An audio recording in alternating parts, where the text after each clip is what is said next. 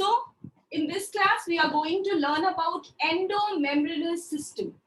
Although we know that in a eukaryotic cells, there are a number of cell organelles which differ in their structure as well in their function. They have different structure and they also play different roles, different functions. But there are few membranous system cell organelles which work in a coordinated manner. उनमें एक coordination होता है and the coordinated manner help them in order to perform all the essential functions that is being required. So what are the first thing that we will learn, that what are the various cell organelles that comes under the endomembranous system. कौन कौन से cell organelles होंगे जो इस system के अंदर आते हैं? So this endomembranous system basically consists of 4 different cell organelles. First is your endoplasmic reticulum. Endoplasmic reticulum. Second one is your Golgi apparatus.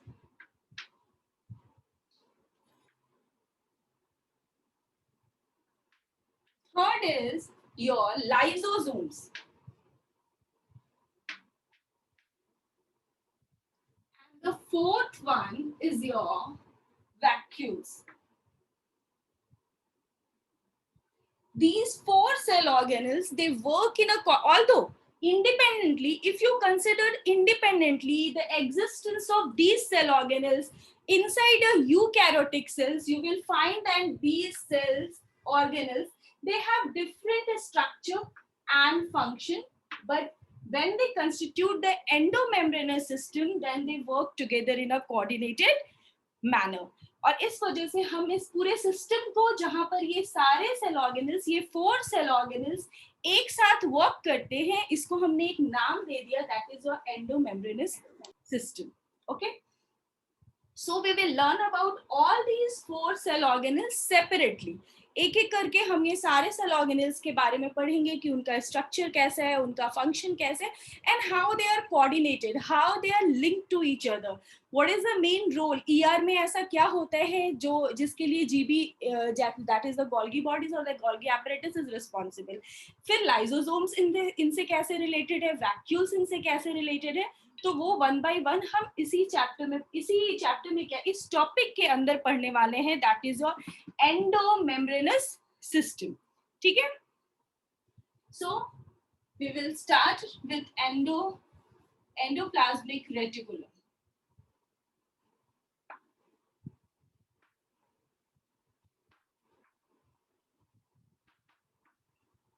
In short, we can write the endoplasmic reticulum as ER.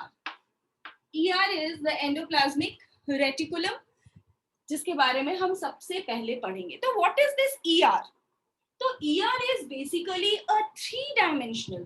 If you look the structure of a ER, 3-dimensional structure of a ER inside a cell, so basically it's an interconnected network. There are many structures which are interconnected to each other. So endoplasmic reticulum, what is basically, अगर मुझे एक line में बताना हो कि what is endoplasmic reticulum, तो it's a 3-dimensional interconnected network. It's a 3-dimensional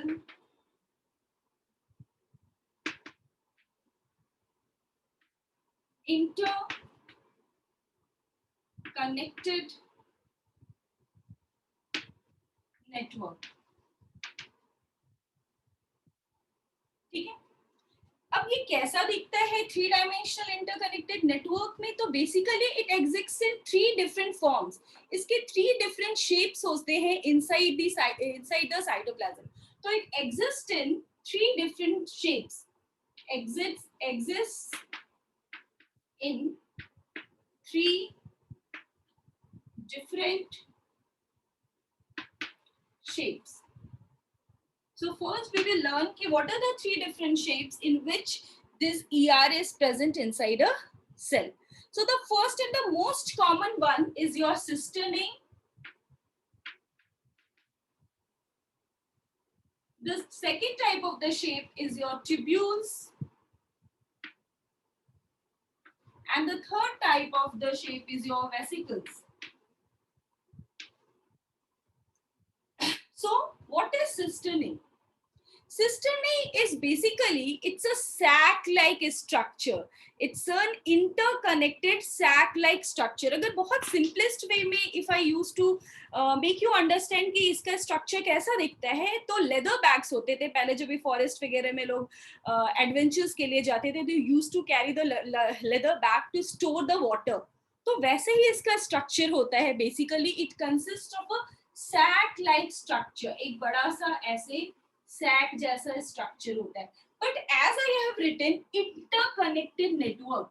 That means these sacs must be interconnected to each other. ये जो sacs होंगे, अगर मैं बहुत सारे sacs बना रही हूँ, तो these sacs may be interconnected to each other. ठीक है? How they are connected?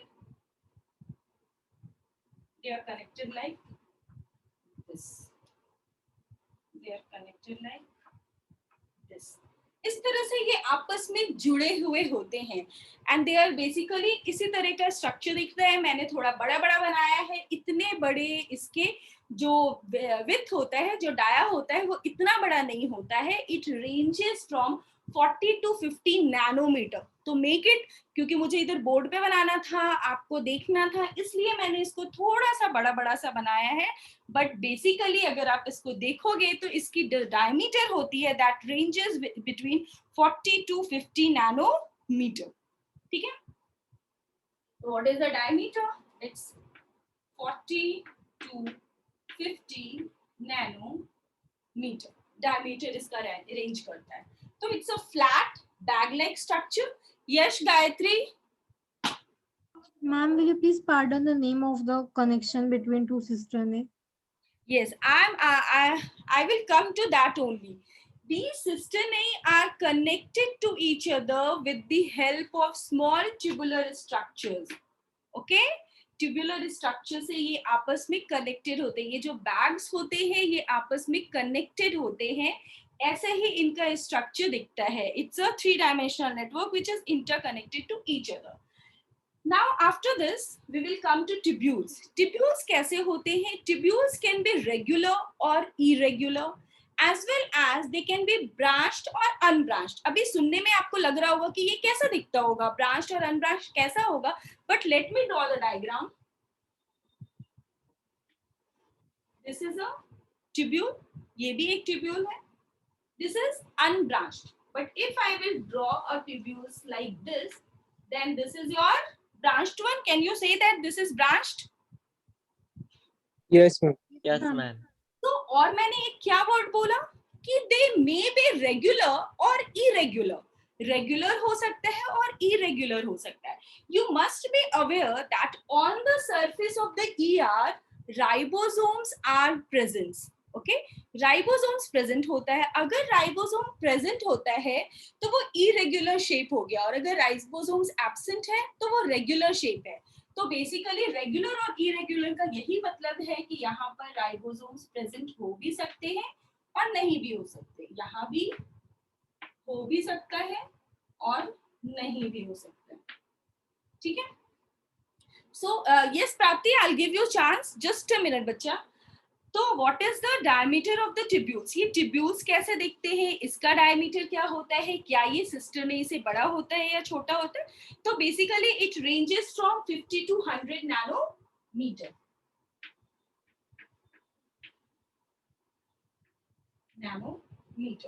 After this comes your vesicles. Vesicles क्या होते हैं? ये स्मॉल छोटे छोटे राउंड लाइक स्ट्रक्चर्स होते हैं, ओवल स्ट्रक्चर होते हैं और राउंड सैक होता है. They may be small, round or oval structures known as vesicles. इसके surface पे भी हमारा ribosomes present हो सकता है या नहीं भी हो सकता है. Yes, Prapti, what is your question? And the diameter of this vesicle, it ranges from a very small of 25 nanometer diameter. 25 nanometer diameter से range करके ये 500 nanometer diameter का भी हो सकता है. ठीक है? तो this is how your ER is present inside the cytoplasm in these three different forms. I will explain why these three different forms, how these three different forms are being present in different location, and how and what is the importance. Yes, Prapti, what do you want to ask, bacha? Ma'am, tubules are either branched or unbranched, na? Yes. Yes, either branched or unbranched. ऐसा भी हो सकता है, बिल्कुल भी branching नहीं है, और ऐसे ब्रांचेस हो सकते हैं. तो either they are branched or unbranched. I can write here.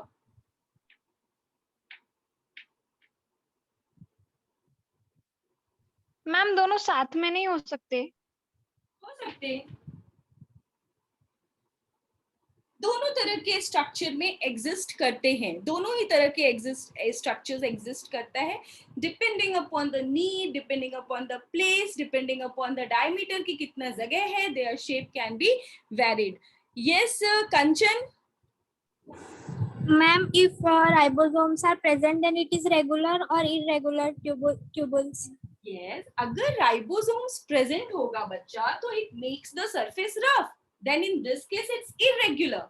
And if the ribosomes are not present, then the surface is smooth. That means it's regular structure. Is it clear? So when the ribosomes are present, it will make the surface rough, and it's irregular. So we will call it rough endoplasmic reticulum, which is RER. Yes. And this is your regular. I'll come to that only. Give me some time. We will go one by one. Yes, Swaraj. And where are the vesicles present? I'll come to that. Let me first complete this. Actually, when we will talk about that, ER is of two different types. That is your RER and SER, rough endoplasmic reticulum and smooth endoplasmic reticulum. So when there is rough endoplasmic reticulum, RER hota hai, to RER mostly exists in the form of cisternae and few tubules. But when we will talk about the SER, that is the smooth endoplasmic reticulum, then most of the time they are either in the form of tubules or vesicles. The presence of these structure depends upon the role and the function that they have to perform. If they have tremendous work to do, that means a large number of proteins, either structural or functional proteins are being produced, वो ऐसे cells के साथ presence है, for example pancreatic cells जहाँ पर secretion होनी है, goblet cells of the goblet cells of the liver, then in this case they have to perform a large number of function, बहुत ज़्यादा function करना है, बहुत ज़्यादा protein बनाना है, so they need a larger surface area. So in that case, cisternae is the most suitable form of the structure that is being required. Getting my point? But when the function is a storage, for example, fat is storage in adipose cells or adipose tissues, store karna hai, so that is basically in the form of vesicles. Is it clear now? Yes, ma'am. Yes. और किसी का कोई question है? Yes, Gayatri, you want to ask something more? Yes, ma'am. Ma'am, if Yes. ribosomes are present on tubular, then they are called as irregular, and if not present, then regular.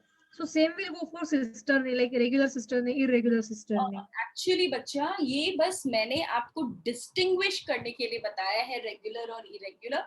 Basically जो ये structure होता है, that is distinguish into two form, that is rough and smooth. हम इसको regular और irregular नाम नहीं देते हैं. I have just written this in order to make you differentiate.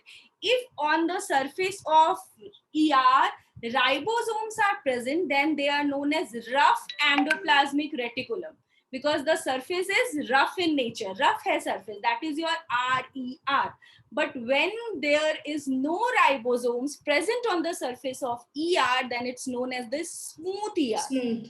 Okay, so these two words you have to remember, RER and SER, but this distinguishes just to make you clear कि कैसे irregular और irregular shape होता है या फिर branched और unbranched होता है. Clear? Yes, ma'am. Thank you, ma'am.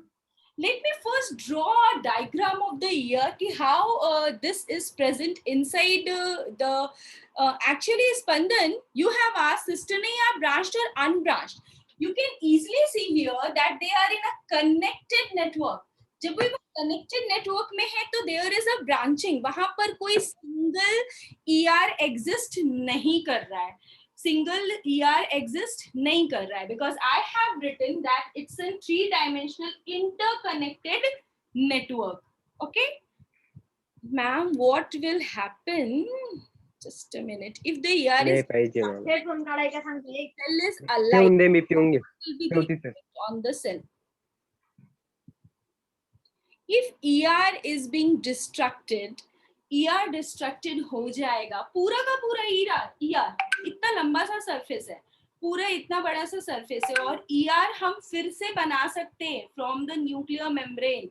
ठीक है, आई विल, इसलिए मैं चाह रही हूँ कि पहले मैं एक डायग्राम बनाऊं ताकि मैं आपको इजिली एक्सप्लेन कर सकूं कि how they are connected to each other.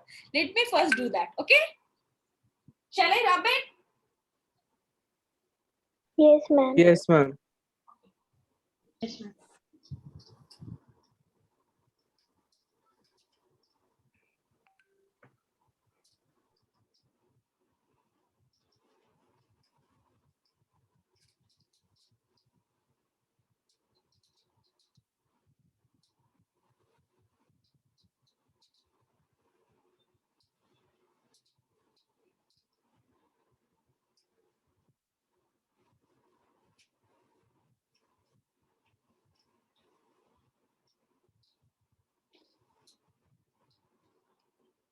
Yes.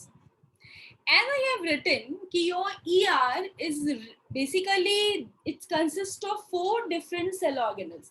But we can also consider one more cell organelle that is also associated with the ER. जब भी हमने endomembranous system की बात की, वहाँ पर हमने 4 cell organelles की बात की. But if we consider this in detail, we can also say that ER is also in association with the nuclear envelope.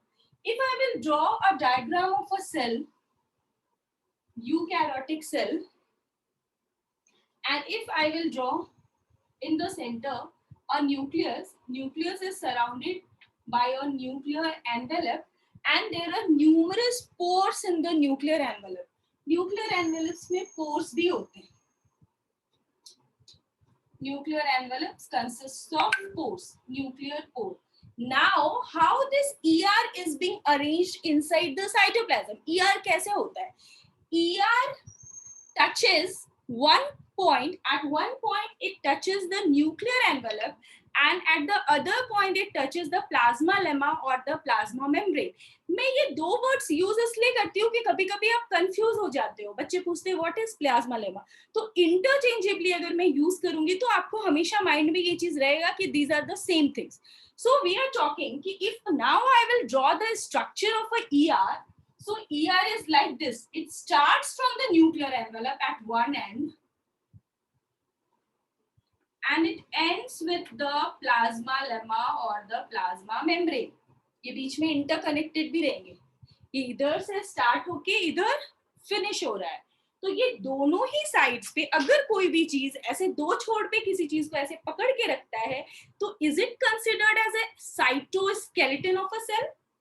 इसी वजह से हम इसको कहते हैं, it's also helps as a or support as a cytoskeleton of a cell because it's connected to the nuclear envelope at one end and to the plasma lemma or the plasma membrane on the other end. Now, let's see here. You can easily observe that your Ma'am? envelope. Yes. Ma'am, what does cytoskeleton exactly mean? Cytoskeleton जैसे हमारे body में skeleton system है, वो हमारा एक बाहरी ढांचा है जिसके ऊपर हर किसी का बॉडी अलग है. Interior we all have the same cytos मतलब skeleton system, is it? Deposition. Yes, ma'am. Yes. तो just like that, each and every cell they have a cytoskeleton. उनका भी साइटोप्लाज्म को कंट्रोल करने के लिए स्केलेटल सिस्टम होना चाहिए कि we are erect, from here the hands arises, from here the neck arises. तो ऐसे ही इनका भी एक particular shape के लिए they need a skeletal system. Getting my point? And this skeletal Yes, system ma'am. basically to provide them with a distinct shape, and this helps in providing it a distinct shape. Is it clear? Now, you can see here, as I have written, that this is your nuclear envelope, nuclear membrane, we can say, and this is your nuclear pore. This is your nuclear pore. Now here you can easily observe that this nuclear pore is in connection with the ER. Nuclear pore और ER के बीच में भी connection है. There is a transportation system in the nucleus. हमारे बहुत सारे reaction होते हैं. You know that the nucleolus is responsible for the formation of ribosomal RNA. तो और भी जितनी चीजें हैं, इधर बहुत सारे एंजाइम्स हैं, प्रोटीन सिंथेसाइज्ड हो रहा है, वो सारा इधर पास ऑन हो सकता है. तो there is a transportation channel, and if the nuclear membrane is in association with the ER, we can also say that nucleus is also a part of a endomembranous system. ये मैं इसलिए बता रही हूँ क्योंकि बेसिकली तो वो 4 cell organelles होती हैं, बट अगर किसी MCQ क्वेश्चन में वो सिर्फ वो 4 सेल ऑर्गेनल्स नहीं मिले, that means ER, GB, lysosomes and vacuoles, but उनके साथ ऑप्शन में न्यूक्लियर मेम्ब्रेन या न्यूक्लियर एनवेलप भी हो या न्यूक्लियस भी हो, तो you will go for the this option जहां पर इन 4 सेल ऑर्गेनल्स के साथ न्यूक्लियस भी प्रेजेंट हो. गेटिंग माय पॉइंट कि मैं ये क्यों बता रही हूँ? ठीक है. Now Yes, ma'am. या now you can see this cell easily आप यहाँ पे देख सकते हो. तो साइटोप्लाज्म अगर मेरा ये पूरा सरफेस है और यहाँ पे मेरा ER है, तो ER हमारे साइटोप्लाज्म को भी 2 पार्ट में डिवाइड करता है. One is your luminal structure, one is your luminal that is inside ER, and one is your extraluminar, that means the structure that is present outside the ER all over the cytoplasm. So one is your luminal, यहाँ पर lumen होता है. Biology में हम ये lumen word बहुत जगह पढ़ेंगे. ल्यूमेन और matrix is nothing but it's a internal content of a cell. कोई भी सेल, कोई भी स्ट्रक्चर, उसका जो इंटरनल कंटेंट होता है उसको वर्ड हम ल्यूमेन या मैट्रिक्स देते हैं. तो बेसिकली ये ल्यूमेन है. तो ये ER डिवाइड कर रहा है हमारे सेल को 2 पार्ट में. This is your luminal and this is your extraluminal. This differentiation of luminal and extraluminal is on the basis of your ER. कि ER डिवाइड कर रहा है हमारा इंट्रासेलुलर स्पेस को, सेल के अंदर के स्पेस को 2 डिफरेंट पार्ट्स में. तो ये क्या है? Ma'am, Yes, ma'am, can we say like lumen is a fluid? yes, yes, yes. Intracellular division of a cell. Cell का intracellular division है. Okay, now we will come to the next point. The next point is that your ER is divided into 2 different forms. Your ER is divided into 2 different forms. One is your RER, that is rough endoplasmic reticulum, and the second one is your SER, that is smooth. If on the surface of the ER ribosomes are present, then they are known as rough endoplasmic reticulum, and when the ribosomes are absent, they are known as SER, smooth endoplasmic reticulum. Ma'am, why are ribosomes attached to endoplasmic reticulum? Let me first. मैं जब भी एक दिन में मैं जो जितना सोच के आती हूँ उतना करूंगी ना, तो मैं लास्ट में I will give you 5 to 10 minutes in order to ask me various questions. ठीक है? Let me first. I'm coming to that point only कि why it's RER and why it's SER. ऐसा क्या है कि ribosomes attach हो जाते हैं और ऐसा क्या है कि यहाँ पे नहीं attached होते. तो basically we will talk about these all things in this lecture only. Just pardon me for 10-15 minutes. आपको सारे doubts clear हो जाएंगे. Okay, बच्चा? Yes, ma'am. What you have written after intracellular? Intracellular within a cell, extracellular cell के बाहर, and intercellular exchange मतलब 2 different cells के बीच में exchange और transportation. Clear? Yes. Yes. Okay. So RER and SER. You can see here in the diagram. Diagram बनाने का मतलब ही ये होता है कि बच्चों को diagrams के according सारी चीजें इधर एडजस्ट हो जाए, फिट हो जाए।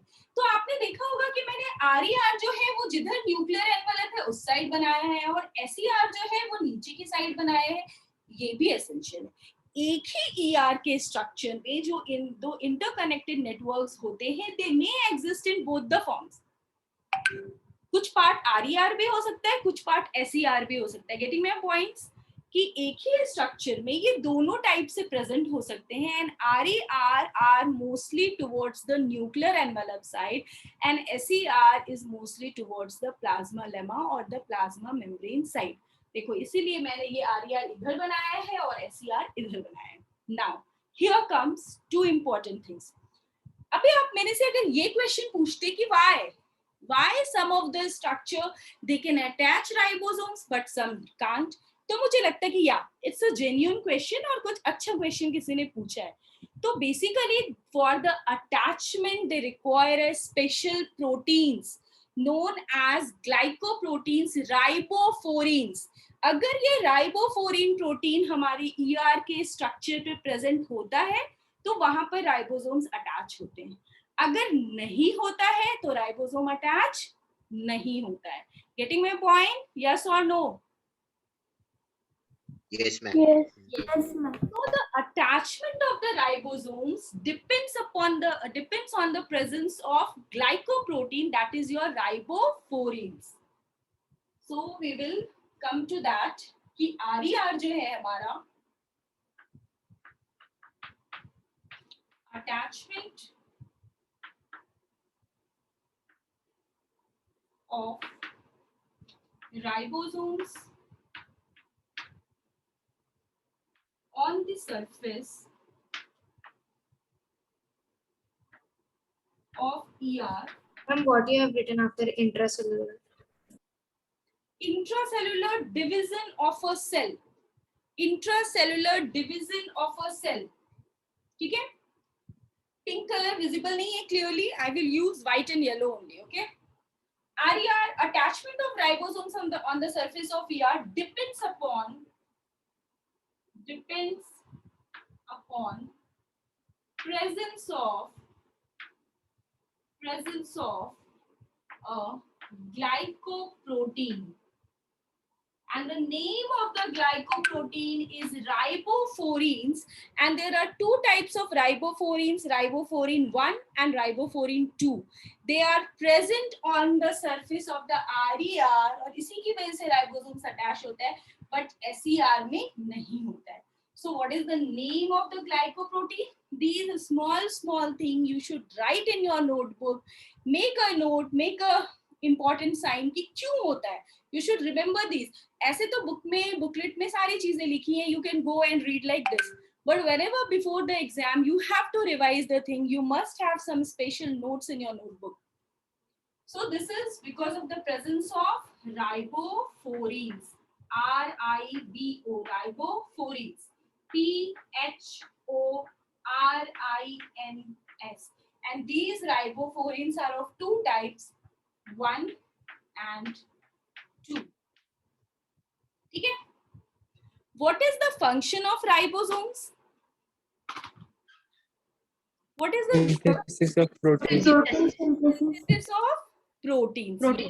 तो यहाँ पर भी अगर वो RER के सरफेस पे प्रेजेंट है राइबोसोम्स तो इसका फंक्शन है protein. But here comes a question कि अगर प्रोटीन बना भी ले रहा है तो वो प्रोटीन का RER कर क्या रहा है, वो जा कहाँ रहा है, कैसे सिंथेसाइज, अगर सिंथेसिस हो रही है तो उसका ट्रांसपोर्टेशन कैसे हो रहा है, उसका रोल किधर है, ऐसे क्वेश्चंस आने चाहिए. तो बेसिकली जिधर भी हमारा ये राइबोसोम प्रेजेंट होता है, जो आप पूछते हो वो मुझे बताना ही है, आई कम टू दैट.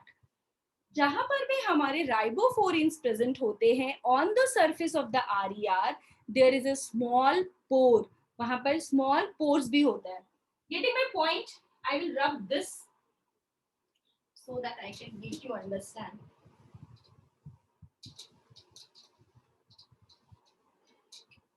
मैंने आपको बताया कि जिधर भी हमारा राइबोफोरिन्स प्रेजेंट है,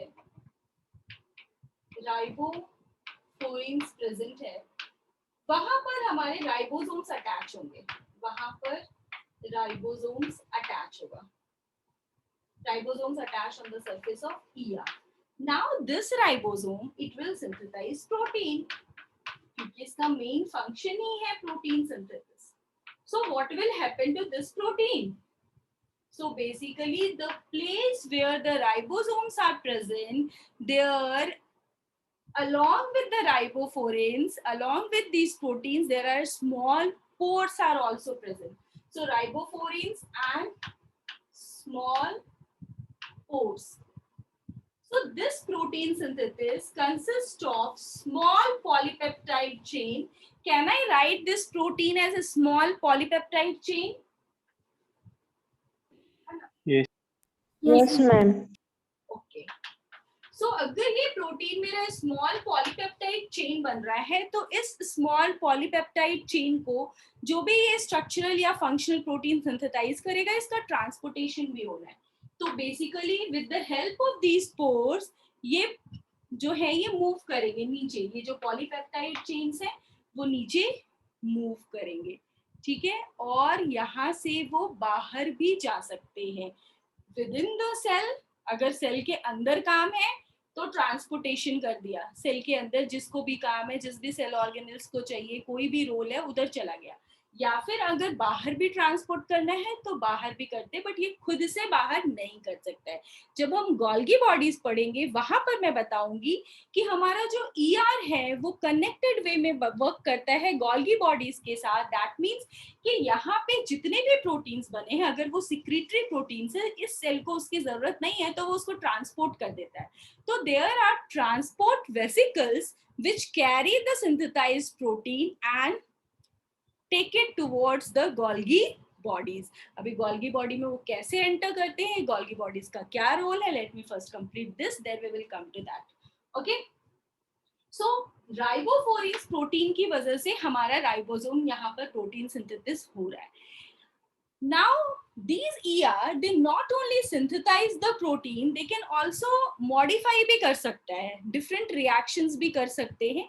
फॉर एग्जाम्पल अगर प्रोटीन बन गया है, लिपिड भी है वहां पे, तो वो ग्लाइकोलिपिड्स भी बना सकता है. But the proteins which are being synthesized in the rough endoplasmic reticulum is not appropriate in their size, in their functions. मतलब वो एप्रोप्रिएट नहीं होते. इसका सबसे सिंपल एग्जाम्पल मैं आपको ये बताती हूँ कि जब भी हम लाइसोसोम्स पढ़ेंगे, अभी पढ़ने वाले हैं, तो lysosomes consist of a number of lytic enzymes, hydrolytic enzymes. Is it yes और नो? Yes, ma'am.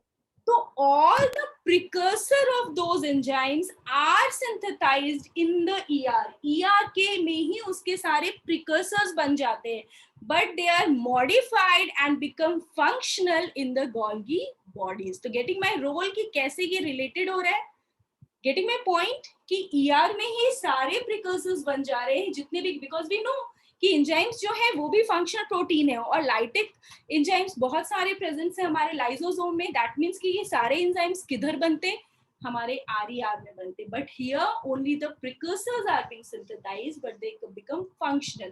फंक्शनल हमारा जीबी करेगा उसको, मॉडिफिकेशन करेगा उसको, पैक करेगा उसको, और फिर वहां से लाइसोसोम्स रिलीज होते हैं. We will come to that. Okay. Now ये तो हो गया कि कैसे हमारा RER फंक्शन करता है. तो मेन फंक्शन हमारी RER का है protein synthesis.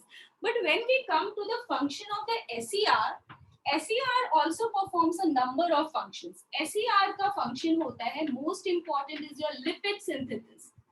Lipid synthesis.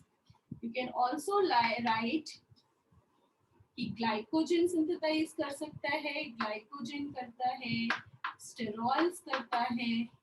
These all are being synthesized in the SER, that is your smooth endoplasmic reticulum. Along with the synthesis of lipids, one of the most important role or the function of SER is detoxification of toxins.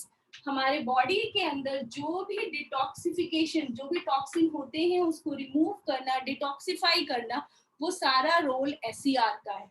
So another important role is detoxification.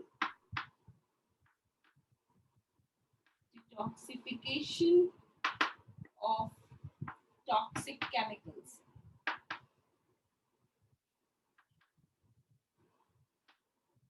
Your RER can be converted into SER by disposing of the ribosomes. अगर by anyhow riboforin disrupt हो गया तो ribosomes attach नहीं होंगे surface पे, तो RER can be easily converted into SER. हमारा RER SER में भी convert हो सकता है. So here comes कि what are the various roles of your RER. तो सबसे पहला रोल तो आपने मुझे बता दिया कि ये प्रोटीन सिंथेसिस करता है, बट क्या प्रोटीन सिंथेसिस के अलावा भी कोई काम कर सकता है ये? If you remember the process of cell division, अच्छा 3 बच्चों ने hand raise किए, okay, yes, I can see only 2 participants, Gayatri and Swaraj. Yes, Swaraj. Ma'am, why there is uneven distribution of glycoprotein is on in here? Uneven distribution of glycoproteins. Okay. Yes, Gayatri, what's your question? Ma'am, this removal of riboforin will happen because of some external event, or the cell can bring it about according to its requirement? Yes. It's basically, these riboforins are nothing but it's a glycoprotein. ये एक तरह का glycoprotein है. And depending upon the need of a cell कि उसको कैसा ER चाहिए, rough endoplasmic reticulum ज्यादा चाहिए या फिर SER ज्यादा चाहिए, गेटिंग माय पॉइंट, उसके अकॉर्डिंग हमारा जो ER है उसके सरफेस पे राइबोफोरिन्स अटैच करते हैं, क्योंकि ribophorins are the protein function protein है, वो सिंथेसाइज हो रहे हैं, वो यहाँ सिंथेसाइज होके इधर आ रहे हैं. अगर क्योंकि मैंने बताया कि हमारा ऊपर वाला पोर्शन RER होता है, and the two system RER और SER दोनों कनेक्टेड भी हो सकते हैं, या अलग अलग भी हो सकते हैं. अभी मैंने आपको एक बात बोली कि RER can be converted into SER by disposing of the ribosomes. ठीक है, राइबोसोम्स को डिस्ट्रक्ट करके अपने सरफेस से हटा के वो SER भी बन सकता है. It means that the two are interconnected, they are working in a coordinated manner. And it depends upon the requirement of a cell कि what they have to do. मैंने आपको सबसे पहले ही बताया, स्टोरेज करना है, सिंथेसाइज करना है, सरफेस एरिया ज्यादा चाहिए, इन सारी चीजों पे डिपेंड करता है कि RER किस फॉर्म में प्रेजेंट होगा. Clear? That means SER can also become RER by attaching ribosomes to its surface. SER जो हमारा स्मूथ एंडोप्लाज्मिक रेटिकुलम है, वो नाम हमने उसको तभी दिया है जब उसका सरफेस स्मूथ है. अगर उसके सरफेस पे राइबोसोम्स आके अटैच हो जाएगा तो वो फिर RER ही हो जाएगा ना. Yes, ma'am. Thank you, ma'am. Okay. Yes. So detoxification is also one of the most important characteristics of your SER. Now I'm talking कि we know that in the process of cytokinesis, दोबारा हम जब भी हमारा cell division होता है, cytokinesis होता है, कैरियोकाइनेसिस होता है, we know that in the telophase stage the nuclear envelope फिर से आता है, पढ़ा है आपने? Reappear of the nuclear envelope, nucleus फिर से बनता है, न्यूक्लियर एनवेलप फिर से आता है. इज इट यस और नो? ये चीजें पता है आपको? सेल डिवीजन का थोड़ा सा बेसिक्स पता है? ये सबको पता है? Yes, ma'am. Yes. Yes, ma'am. इधर से है, ये कौन बनाता है न्यूक्लियर एनवेलप? न्यूक्लियर एनवेलप कौन बनाएगा? हमारा RER, रफ एंडोप्लाज्मिक रेटिकुलम. इसका काम ही है प्रोटीन सिंथेसाइज करना. स्ट्रक्चर के लिए भी प्रोटीन बना सकता है और फंक्शन के लिए भी. तो that this nuclear envelope is reformed after the process of telophase with the help of your endoplasmic reticulum. So it also takes part in the formation of nuclear envelope after telophase stage of cell division. This is also a very important point. Yes, Swaraj? Your hand is still raised, bachcha. That's वो doubt clear नहीं हुआ. okay. Yes. So we are talking कि और क्या function है हमारे RER का? RER protein synthesis तो कर ही रहा है, but along with the protein synthesis, it also helps in the formation of nuclear envelope after telophase stage of cell division. Make a note of it. Write in your notebook. क्योंकि question ऐसे भी आ सकते हैं, option से बहुत सारे, all of these का भी ऑप्शन आ सकता है, नन ऑफ दीज का भी ऑप्शन आ सकता है. तो you should know all the functions. अगर वहां पर प्रोटीन सिंथेसिस नहीं है ऑप्शन में, and you will search for the function of the RER, और वहां पर क्या है, formation of nuclear envelope after telophase stage of cell division, तो you will go for that only ना. तो उसके लिए आपको पता होना चाहिए कि ये भी रोल है, ये भी फंक्शन है. तो RER का एक और फंक्शन है, forms nuclear envelope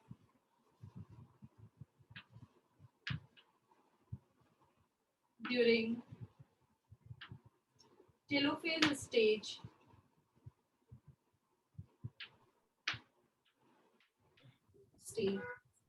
of.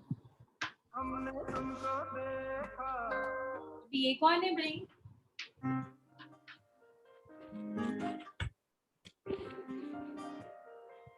Mute yourself. Who is this? Class नहीं करने हैं तो you can leave the lecture. Not try to disturb all the students, as there are many students, 70 students have joined right now. Okay. So we are talking about RER और SER का function. तो अगर questions में होता है कि what is the function of the SER, तो वो लिपिड भी सिंथेसाइज करेगा, वो हार्मोन्स भी सिंथेसाइज करेगा, वो स्टेरॉइड्स भी सिंथेसाइज करेगा. सारी चीजें आपके लिपिड्स के अंदर आ जाएंगे, हार्मोन्स भी होगा इसके साथ, और डिटॉक्सिफिकेशन भी होगा. नाउ अगर if someone asks what are the difference between, major differences between RER and SER, तो as I told कि RER, मैम yes, RER के बारे में क्या लिखा है? RER forms nuclear envelope during telophase stage of cell division. Nuclear envelope बनाते, you can also write in your own language कि it forms the nuclear envelope after telophase stage of cell division. Cell division के telophase stage में it helps in the formation of the nuclear envelope.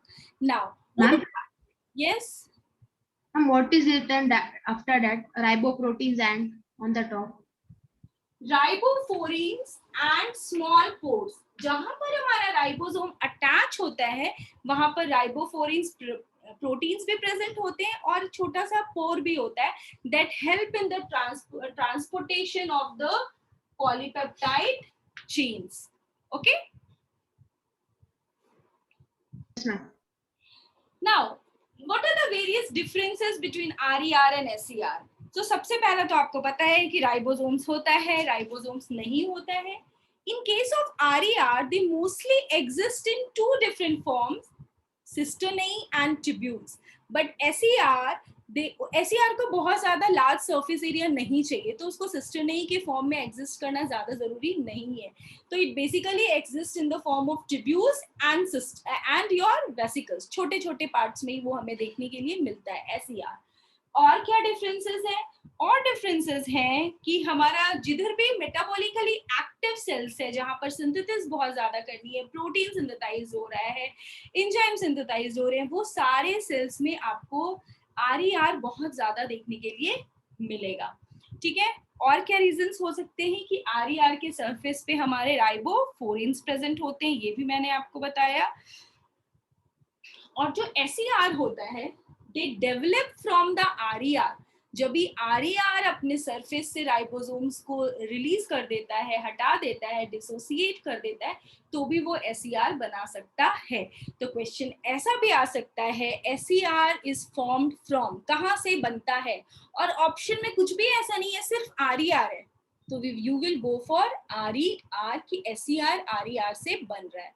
Clear? ये छोटी छोटी चीजें बताने का मतलब यही होता है कि जब भी बहुत अंदर से क्वेश्चंस आते तो you should know all the main things. तो ये हमारा वेरियस फंक्शंस था जो हमारा एंडोप्लाज्मिक रेटिकुलम करता है, protein synthesis, detoxification, nuclear envelope बनाना, ये सारा काम ये कर रहा है.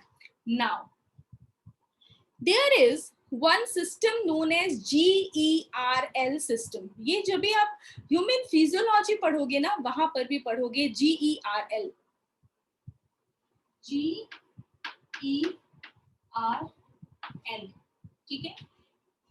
Golgi bodies, endoplasmic reticulum, associated lysosome. Lysosome का फॉर्मेशन इन दोनों के एसोसिएशन से होता है. लाइजोसोम एक ऐसा सेल ऑर्गेनेल है हमारे सेल के अंदर जो कि सिंगल मेम्ब्रेन बाउंड होता है and it is being formed by the association of both endoplasmic reticulum and Golgi bodies. Okay, yes, I will give you the differences. I will send on the group the various differences between RER and SER. Okay, now कभी कभी questions हमसे पूछे जाते हैं discovery, who discovered endoplasmic reticulum, ऐसे भी questions आते हैं. तो you must know the name of the scientist. तो हमारा जो एंडोप्लाज्मिक रेटिकुलम है वो किसने डिस्कवर किया था? दैट इज स्किम्पर एंड थॉमसन ने डिस्कवर किया था. फिर अभी हम बात करेंगे गोल्गी एपरेटस और गोल्गी बॉडीज की. गोल्गी बॉडीज और गोल्गी एपरेटस का नंबर भी हमारे सेल में डिफर करता है. They are also present in pleomorphic forms. That means in a number of forms. Sanjana, what do you have written, bacha? Ma'am, please share current board image. Okay. Right now, let me click.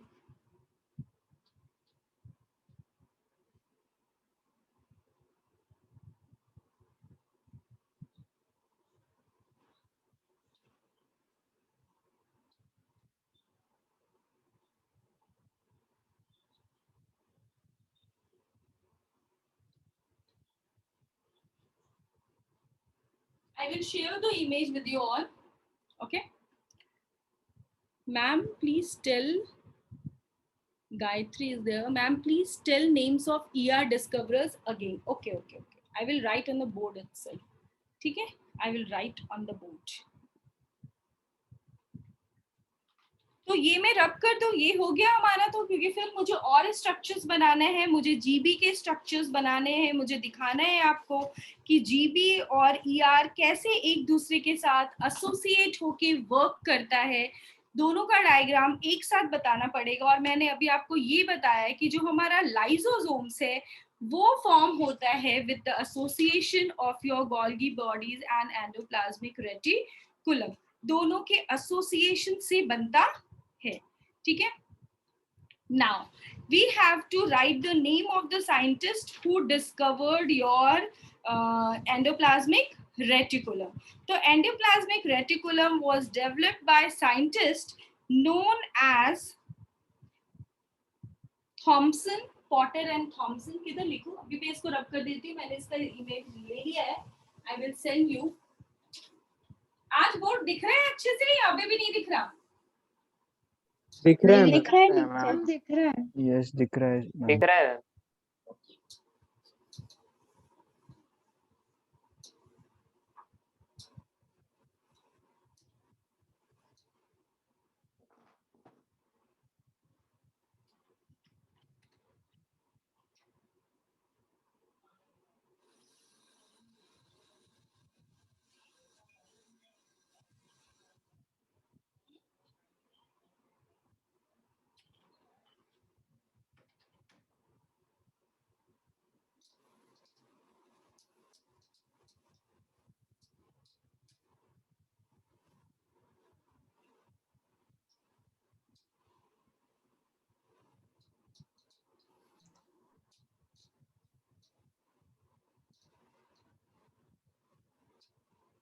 What do you mean by pleomorphic? एक दिन आपके class में ही किसी ने एक question पूछा था कि ma'am is the totipotent and the pluripotent is same. किसी ने तो पूछा था. Actually they both have a tendency to form the different types of the cells that a body needs. But जो हमारा टोटीपोटेंट सेल है वो पूरा एक ऑर्गेनिज्म बना सकता है. ठीक है. बट जो प्लूरीपोटेंट होता है, फॉर एग्जाम्पल स्टेम सेल्स के बारे में किसी ने पूछा था, स्टेम सेल एक particular type of differentiated sales बना सकता है, वो पूरा का पूरा ऑर्गेनिज्म नहीं बना सकता. क्लियर? ये एक डिफरेंस है उनके बीच में. तो आप मतलब 100% नहीं बोल सकते हो कि दे आर सेम. फिर कल किसी बच्चे ने मुझे एक क्वेश्चन भेजा था तो मैंने सोचा अभी इधर ही डिस्कस कर लो. मुझे याद आया अभी मोबाइल लिया तो किसी एक बच्चे का और क्वेश्चन आया हुआ है, वो तो इस साल 12th में है अभी, कि बेसिकली जब हमने डिफरेंशिएशन पढ़ा था ग्राम पॉजिटिव और ग्राम नेगेटिव बैक्टीरिया के बीच में, और हमने फ्लैजेला, प्रोकैरियोटिक फ्लैजेला का स्ट्रक्चर पढ़ा था, तो it's different from today's topic, but अभी मुझे ध्यान आया तो मैं डिस्कस कर लेती हूँ। एक अकेले बंदे को बताने से अच्छा है कि सब लोग सुन लें। We have studied about the structure of prokaryotic flagella. What are the three things it's made up of? Prokaryotes flagella. Basal body, rings, and flagellum. Yes. Basal body, hook and filament. तो जो हमारा basal body present होता है वो basically present होता है cell wall and cell membrane में। Cell membrane, ठीक है। बेसल बॉडी के ऊपर, if this is my basal body, basal body के ऊपर आता है थिकेंड इन्वर्टेड स्ट्रक्चर। थिक होता है, वो सबसे ज्यादा थिक स्ट्रक्चर होता है, और इन्वर्टेड स्ट्रक्चर होता है, दैट इज योर हुक। और उसके बाद आता है हमारा filament, that is the tubular structure. अच्छा डायग्राम नहीं बना, बट यू रिमेम्बर कि ये बेसल बॉडी है, ये हमारा हुक है, हुक को थोड़ा और लंबा तगड़ा होना चाहिए, चौड़ा होना चाहिए, लाइक दिस, ठीक है, हुक। तो अभी बच्चे ने पूछा कि ma'am what are the rings and where they are present. तो actually there are 4 different types of rings. 4 different types के रिंग्स होते हैं जो यहाँ इस बेसल बॉडी में प्रेजेंट होते हैं। रिंग्स किधर प्रेजेंट होते हैं? In your basal body. Basal body में हमारे रिंग्स होते हैं, ठीक है। Rings are present in basal body. किसने तो क्वेश्चन पूछा था बच्चे? बहुत सारे बच्चे हैं, तो मुझे सबका नाम अभी नहीं याद है। एक्चुअली अगर हम ऑफलाइन में रहते तो मैं सबको बाय फेस पहचान सकती, बट अभी सिर्फ सबके नाम दिखते हैं, कोई दिखता नहीं है, तो आई कांट रिकॉग्नाइज। बट जो भी था, please look into it. But here the presence of the rings, in the presence of the rings also lies a difference in case of gram positive and gram negative bacteria. Gram negative bacteria में 4 different rings present होते हैं, 4 rings present होते हैं। But जो ग्राम, ये rings किधर present होते हैं? In the basal body.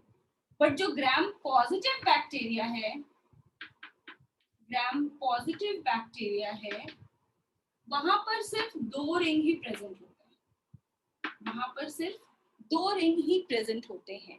अब मुझे ये बताओ, अगर ये स्ट्रक्चर, मैंने बोला कि ये जो बेसल बॉडी का स्ट्रक्चर है वो सेल वॉल और सेल मेम्ब्रेन पे होता है, तो ये वाला स्ट्रक्चर जो होगा ये तो बाहर की साइड होगा। एम आई राइट और रॉन्ग? ये अगर हुक है और ये अगर फिलामेंट है तो ये तो सेल के बाहर जाएगा, सेल के बाहर जाएगा। तो मुझे ये बताओ कि इसके नीचे पहले सेल वॉल आएगा या पहले सेल मेम्ब्रेन आएगा? सेल मेम्ब्रेन अंदर की तरफ होता है या बाहर की तरफ होता है? पहले सेल वॉल आएगा या पहले सेल मेम्ब्रेन आएगा? अगर यहाँ पर मुझे सेल वॉल आएगा। सेल वॉल आएगा। सेल वॉल, सेल वॉल, और सेल वॉल के नीचे आएगा your plasma membrane.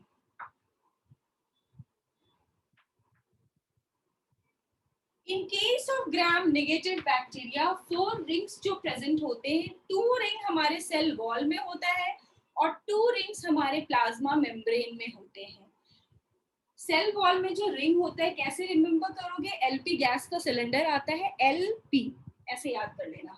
Cell wall में जो रिंग्स होते हैं, the names of the ring R L and P rings.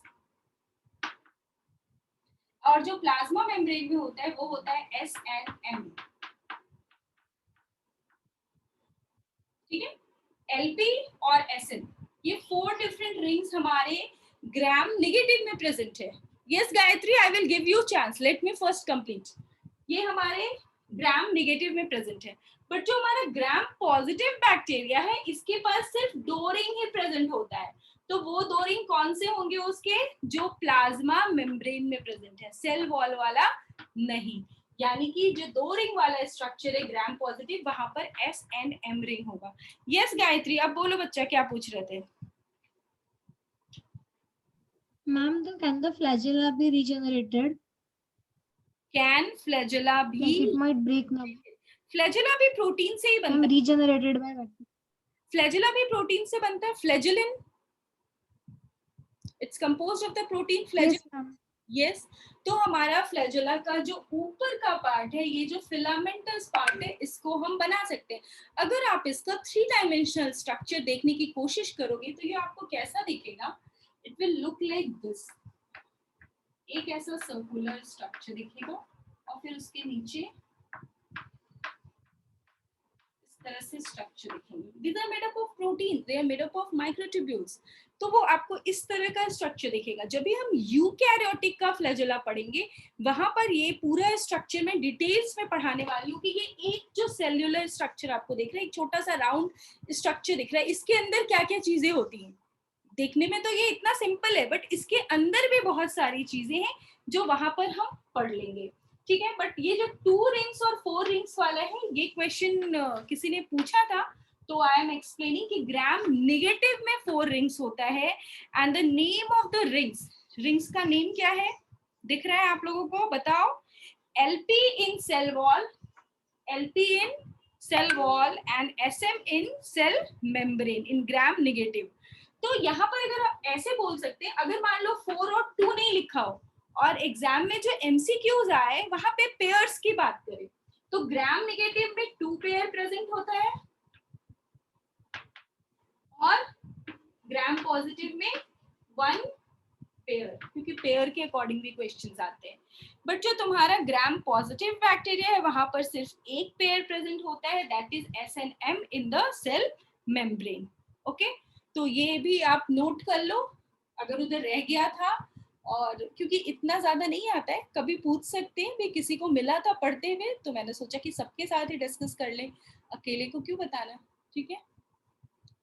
तो ये क्वेश्चन आ सकता है कि how many rings are present in gram negative bacteria? So they have 2 pairs or 4 rings. And how many are present in gram positive bacteria? That is 2 rings or 1 pair. ठीक है, clear? पक्का? Yes, ma'am. Shall we move forward? किसी ने बोला नहीं ये question किसका था? हाँ मैम मैंने पूछा था। यार मेरे को पता भी तो होना चाहिए, ऐसे नाम बहुत सारे सिमिलर नेम के बच्चे, हर क्लास में 2-4 ऐसे कॉमन नेम्स हैं जो होते ही हैं, चैतन्य, प्रथमेश, आयुष, तो मतलब हर बैच में ही है, तो I usually got confused. Ma'am, Sayan. Okay, Dinesh ने पूछा है ma'am by which protein flagella is form? Flagella is form by a protein known as flagellin. Flagellin. अच्छा देखो, तुम लोगों का अभी जस्ट स्टार्टिंग है, तो आप लोगों को इतना घबराना नहीं है, आप साथ साथ में पढ़ते जाओ, जो भी चीजें आपको पढ़ाई जा रही है उसको रिवाइज करते जाओ। जब ये चैप्टर एंड होगा, हम एक डाउट सेशन रखेंगे इस चैप्टर के लिए। उस क्लास में जिसको भी कुछ नहीं समझ में आया, कोई क्वेश्चन नहीं बना उससे, या फिर क्वेश्चन के आंसर में डाउट है, we are going to discuss each and everything. अगर एक डाउट सेशन में नहीं हुआ तो आई प्रॉमिस यू मैं 2 डाउट सेशन लूंगी। Is it clear? तो परेशान बिल्कुल भी नहीं होना है, कोई भी कॉन्सेप्ट, कोई भी क्वेश्चन, कुछ भी होगा, before jumping to the next chapter we will discuss all the queries of this chapter. Okay, तो प्रिपेयर योर चार्ट कि हाँ मेरे को ये नहीं आया, मेरे को ये नहीं आया पहले, लेकिन कोशिश करो, बिना कोशिश किए नहीं, ठीक है। रीड द थिंग्स, एक NCERT एक बार पढ़ो, क्वेश्चंस जो हमारे बुकलेट्स हैं, I think you all have booklets now, try to solve the exercise. अगर किसी एक्सरसाइज के क्वेश्चन में तुम्हें डाउट लगता है नहीं ये जो मैंने आंसर लिखा है वो सही है, या फिर ये आंसर क्यों है, I need the explanation, you tick on that. कि जिस दिन डाउट सेशन होगा इस चैप्टर का, I used to ask ma'am और I used to ask sir. Okay, this is the way how you will proceed. कैसे आपको बढ़ना है, आपको हर दिन ग्रो करना है, you have to rise day by day. ऐसे जंप करके हम कुछ नहीं कर सकते। There are many students who are preparing for this, they are also working hard day all the day 24/7, सब कोई वर्क कर रहा है, but which makes you difference? कैसे आप डिफरेंट हो गए? वो 15 लाख स्टूडेंट में हमारे कुछ बच्चों का सिलेक्शन होता है, तो how you are differentiated? you are consistent, you are trying to improve yourself day by day. Marks कम आएंगे, चीजें प्रॉब्लम्स आएंगी, कोई चैप्टर ऐसा होगा जो कुछ नहीं समझ में आ रहा, लग रहा है कि यार ये तो पूरा एकदम ऊपर से जा रहा है मेरे, but it's not like that. Be on time. हर दिन जो भी फिजिक्स केमिस्ट्री बायो में जो भी पढ़ाया जाता है, एक बार घर पे हाफ आवर, मतलब बायो 15-20 मिनट्स भी दोगे तो हो जाएगा. Physics chemistry you need revision, you need practice. Physics के at least 5 question, 7 question, 10 question daily basis पे सॉल्व करना स्टार्ट करो ना. If you have to analyze yourself, you have to analyze your potential. No one else knows your potential, even not your parents, not your teachers. No one knows better than you. Is it true or not? आपको आपसे अच्छा कोई नहीं जानता है कि मेरा positive Yes, ma'am. Point क्या है, मेरा नेगेटिव पॉइंट क्या है, मुझे प्रॉब्लम किधर हो रही है, मुझे क्वेश्चन सॉल्व करने में प्रॉब्लम हो रहा है या फिर मुझे थ्योरी समझने में प्रॉब्लम हो रही है. You can analyse yourself much much much better than anyone else. So work on yourself, क्योंकि अभी आपके पास थोड़ा टाइम है. Start analysing yourself. हमारे वीक पॉइंट्स क्या है, किधर मुझे ज्यादा फोकस करना है, वो सारी चीजें प्लान करके कंसिस्टेंट अगर आप आगे बढ़ोगे तो it's not a very big thing. क्योंकि जैसे नीट के जो पैटर्न है, क्वेश्चंस का लेवल जो डाउन हुआ है, तो बहुत ज्यादा ये नहीं हो गया है कि कंपटीशन इस पेंडेमिक की वजह से ऐसे ही कम हो गया है. तो you have a good opportunity, but work hard. Okay, and work smartly also, not only hard work. कि एक क्वेश्चन नहीं Yes, बन ma'am. रहा है, I am still doing it for 1 hour 2 hour, ठीक है नहीं बना, I'll try for 2-3 times. Okay, I will ask the concept to the sir कि सर मैंने ऐसा सोचा नहीं हुआ कि मैं इसको कैसे करूं. वहां पर 3 घंटा वेस्ट करके आप उसको कहीं और अच्छे से यूज कर सकते हो. तो plan your time smartly also. Okay, so this is flagellin protein, जिससे हमारा प्रोकैरियोटिक फ्लैजेला बना होता है. दिनेश ने पूछा था, I'll write it here. It's the flagellin protein, flagellin. Now we have to write कि who discovered your endoplasmic reticulum. हमें ये पढ़ना था. तो endoplasmic reticulum was discovered independently by 2 different scientists in the year 1945. That is your Thomson and Skimper. दो थे, Thomson and स्किम्पर. But उस समय उसको ये नाम नहीं दिया गया था. उन्होंने बस ये बोला कि एक 3-dimensional स्ट्रक्चर प्रेजेंट है जिसको हम कंसिडर कर सकते हैं as a cytoskeleton of a cell. But later on उनकी नेमिंग की गई थी. ठीक है, नेमिंग उनका पॉटर ने किया था in the year 1953. So year discovered in the year 1945. ठीक है, Skimper. And name was given by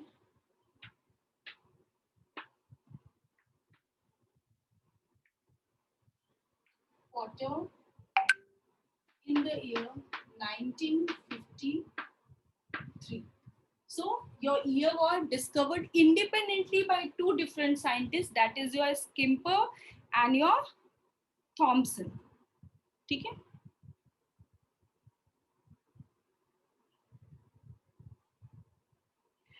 excuse me, Skimper इसका नहीं था, sorry I'm wrong. Discovered by, ये साइंटिस्ट के नाम ना कभी कभी कंफ्यूज हो जाता है. It was Potter, I was right. पहले बताया था, I was right. Potter and Thomson था. Potter and Thomson. I'm absolutely sorry. कभी कभी ये साइंटिस्ट और ईयर मिस्टेक हो जाता है. तो आप एक बार जब भी अपने बुकलेट्स ओपन करते हो, you can't trust completely on the booklet. Book में हमारे इंफॉर्मेशन जो एनसीईआरटी है, दैट इज, अगर हम एनसीईआरटी पे मतलब एकदम अच्छे से पढ़ लेते हैं ना बायो में, एकदम अच्छे से लाइन बाय लाइन, और उस हर लाइन का मतलब पता होना चाहिए क्योंकि क्वेश्चन उससे ट्विस्टेड आएंगे. तो नो वन कैन, आपको 80 क्वेश्चंस अटेम्प्ट करने से, वो भी करेक्टली 90 में 80, कोई नहीं रोक सकता है, कोई भी नहीं रोक सकता है.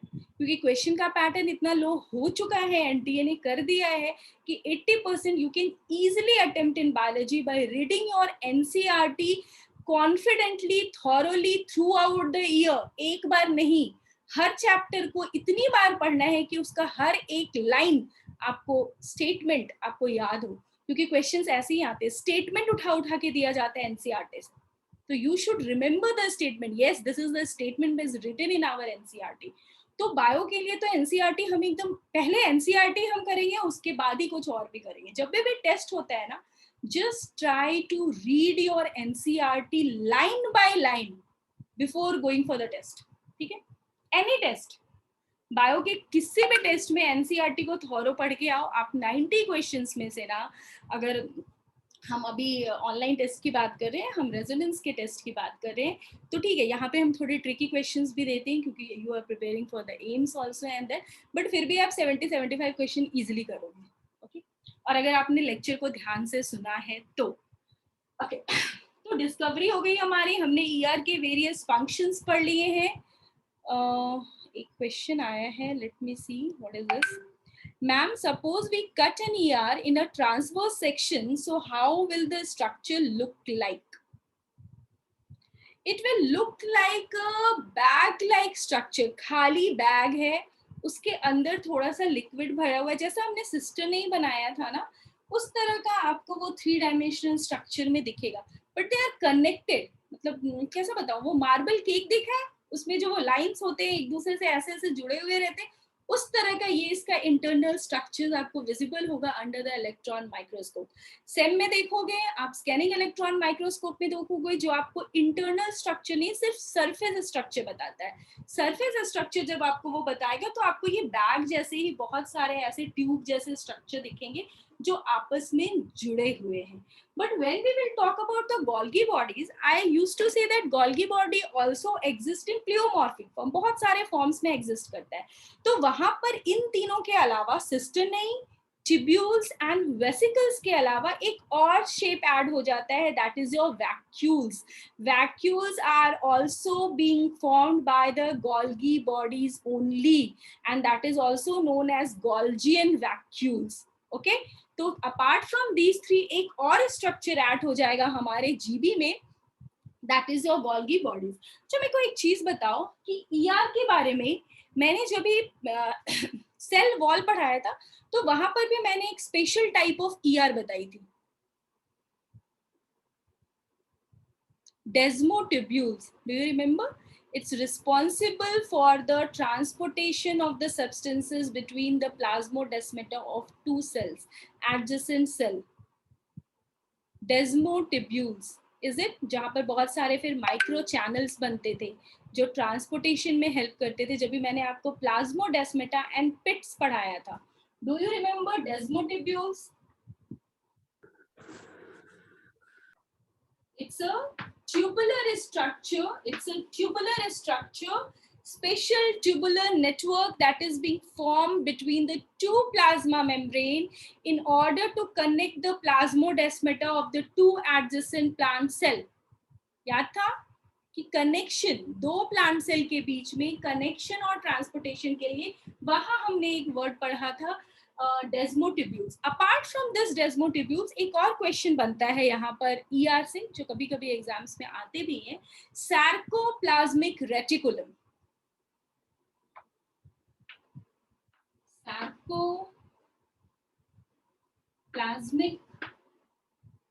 Reticulum, this is the special type of ER that is present in our skeletal muscles. ये भी एक तरह का ER है जो कि हमारे स्केलेटल मसल्स में प्रेजेंट होता है, और जब भी मसल कॉन्ट्रैक्ट करता है तो ये कैल्शियम आयंस रिलीज करता है। That means here its role is to store the calcium ions. It stores the calcium ions and releases it during the sarcoplasmic reticulum. तो ये क्या करता है sarcoplasmic reticulum? It is present in the skeletal muscle और ये store करता है calcium. Where it is present? Skeletal muscles. what it do? Stores calcium ions and releases during muscle contraction.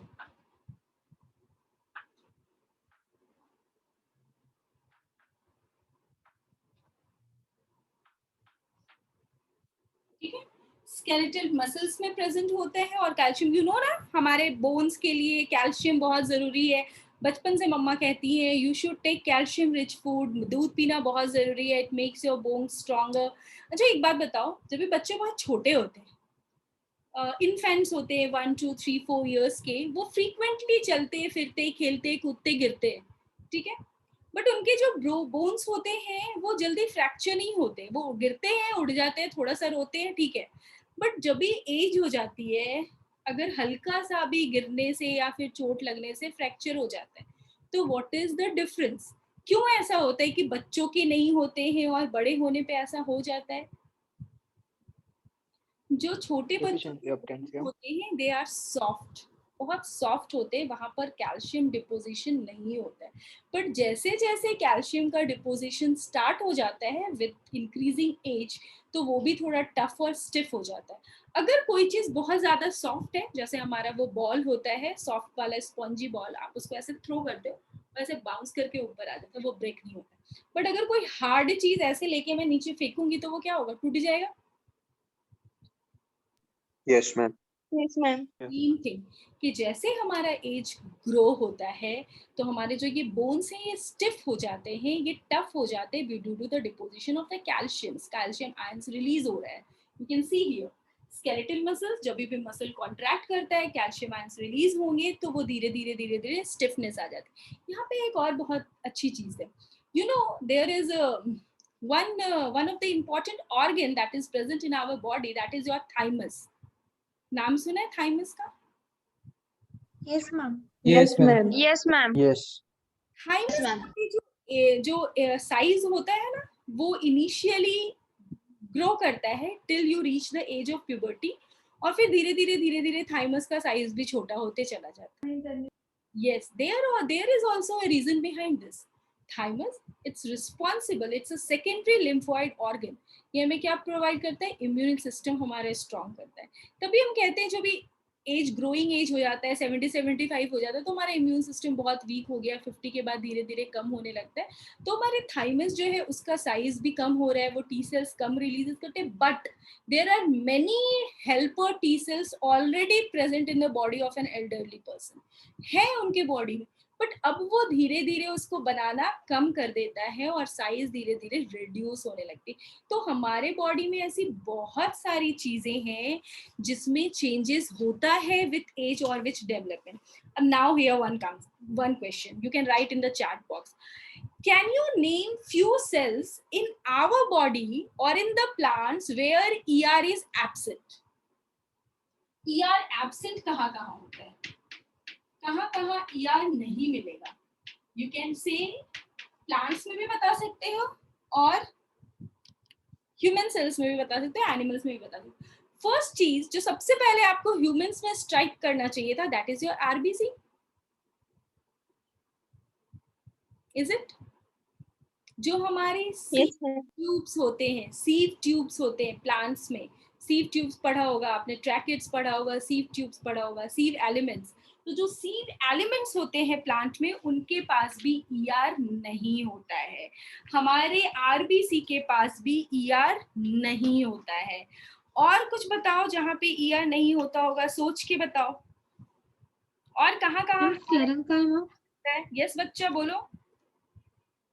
Ma'am, sclerenchyma. Sclerenchyma क्यों नहीं होगा sclerenchyma के पास? Because it's a dead cell. Ma'am, because it doesn't have lumen only, so it will have nothing. Yes yes very good. और बताओ। Endoplasmic reticulum किधर किधर present नहीं होगा हमारे सेल्स में, डिफरेंट सेल्स में कहाँ नहीं होना चाहिए? माइटोकॉन्ड्रिया। ऐसे क्वेश्चंस भी आते हैं, ऐसे क्वेश्चंस भी एग्जाम्स में आते हैं। Can you name few cells where ER is absent, जहां आपको ईआर देखने को नहीं मिलेगा? तो यू शुड रिमेम्बर कि हाँ ये सारे सेल्स हो सकते हैं जहां पर हमें ईआर देखने के लिए नहीं मिलेगा। ठीक है, कुछ सेल्स हैं जहाँ पे बहुत ज्यादा मिलेगा, जैसे कि मैंने आपको बताया जिसका मेन काम है सिक्रीशन, जिसको बहुत ज्यादा सिक्रीशन करना है। For examples your liver cells, your adrenal cortical cell, muscle cells जिसको स्टोरेज करना है, तो वहां पर भी आपको वो कम दिखेगा क्योंकि वो बेसिकली वेसिकल्स के फॉर्म में होता है. Yes Gayatri. Ma'am, what about the cells of epidermis and cuticle? They will also not have, na? Actually we are talking about कि ईआर जो कि एक एंडोप्लाज्मिक रेटिकुलम है, एक नॉर्मल सेल की अगर हम बात करें यूकैरियोटिक सेल्स की, क्योंकि वी आर टॉकिंग अबाउट, अगर हम ईआर की बात करें तो we are talking about the eukaryotic cells. तो यूकैरियोटिक सेल्स में ईआर किधर किधर एब्सेंट हो सकता है, that is my question. Plants में कौन से सेल में नहीं होगा, दैट इज माय क्वेश्चन. ठीक है. Yes, ma'am. So the epidermis will, which will form outer layer of the plant, it will have dead cell, no? That is why I thought. Epidermis layer कैसा layer होता है? Epidermis layer it's a dead layer. Yes. Yes, ma'am. पक्का. Now, if it is secondary epidermis, then it will be dividing. Okay.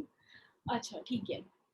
जब भी हम leaf का structure बनाते हैं, मेसोफिल सेल्स के स्ट्रक्चर बनाते हैं, अगर मुझे क्लोरोप्लास्ट देखना हो तो हम बनाते हैं upper epidermis layer, lower epidermis layer. तो अगर एपिडर्मिस लेयर डेड सेल्स हैं तो what is the role? Its just for the protection और they have any other role? What is they are for? क्यों है? Epidermis layer we know that कि plant का ये एपिडर्मिस लेयर है, ये आउटर लेयर है, बट दे आर सर्वाइविंग और नॉट. उनका अगर वो सर्वाइव नहीं कर रहे हैं, उनकी एग्जिस्टेंस नहीं है, वो डेड सेल है तो उनकी जरूरत ही नहीं है ना, हम उसको हटा ही देते हैं ऐसे. फॉर एग्जाम्पल हमारा स्किन, आपके अकॉर्डिंग ये भी हमारा सरफेस का है, आउटर स्ट्रक्चर है, प्रोटेक्टिव लेयर है. तो is your skin is a living cell और a dead cell? Living cell. Living cell. Living living cell, very good. ये लिविंग सेल्स है, यू कैन फील इट और सारी चीजें. बट डेड और लिविंग सेल से हम ये नहीं कह सकते हैं कि उसके अंदर सेल ऑर्गेनल्स नहीं प्रेजेंट होंगी. ठीक है. नेक्स्ट क्लास में हम इसको और डिटेल में डिस्कस करेंगे कि ऐसे कौन कौन से, although you can prepare a list कि what are the various cells. Eukaryotic cells होंगे जहां पर ईआर नहीं प्रेजेंट होगा, ईआर का कोई रोल ही नहीं होगा. ठीक है. You can prepare a list. This is your homework actually, and then we will discuss in the next class कि ER कौन से cells में absent होगा. ठीक है. कर सकते हैं हम इतना? Yes, ma'am. Yes, ma'am. Yes, ma'am. ठीक है. So yes Kanchan. Yes बच्चा बोलो. Can you explain sacroplasmic reticulum? Yes. Sarcoplasmic reticulum is also a reticulum, but अगर वो हमारे सार्कोप्लाज्म में प्रेजेंट है, that means the skeletal muscles के साइटोप्लाज्म में प्रेजेंट है, तो हमने उसको एक स्पेशल नेम दे दिया है sarcoplasmic reticulum. It's a special type of reticulum. इसका फंक्शन क्या होता है? ये कैल्शियम स्टोर करके रखता है. जो वेसिकल्स है, वेसिकल के फॉर्म में कैल्शियम आयंस को स्टोर करके रखता है. और जब भी मसल कॉन्ट्रैक्ट करते हैं ना, यू नो कि मसल्स कैसे वर्क करते हैं, कॉन्ट्रैक्शन एंड रिलैक्सेशन. तो बेसिकली जब भी वो कॉन्ट्रैक्ट करता है तो कैल्शियम आयंस रिलीज करता है. तो this is the role. yes ma'am, can we leave next class ahead? Okay, yeah, sure, you can leave. Okay, we will discuss these things in the next class. कल हमारा class है, we will discuss it further. Okay, see you all then. Sure, ma'am. Thank you, ma'am. Bye.